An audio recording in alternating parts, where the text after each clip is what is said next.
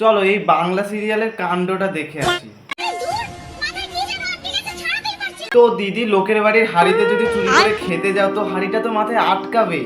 আটকায়নি বলো মামনি, তুমি আটকাই ফেলছো, কারণ তোমার মাথা থেকে হাড়িটা আবার 4 গুণ বড়।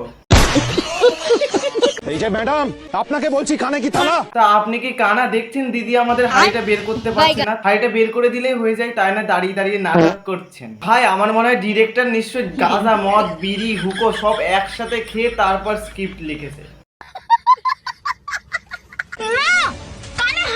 কানে হাড়ি না, বলো মাথায় হাড়ি। আগে হাড়িটাকে তোলো, তারপর তোমার মুখখানা দেখিও। এক্ষুনি আমার গাড়ি পরিষ্কার করবেন আপনি।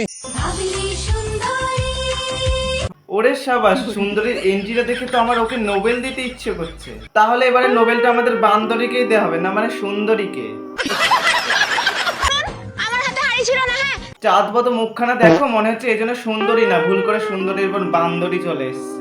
ভাই এটা মানতে হবে, এইসব সিরিয়াল গুলো দেখলে কিন্তু সুস্থ রোগী একেবারে অসুস্থ হয়ে যাবে।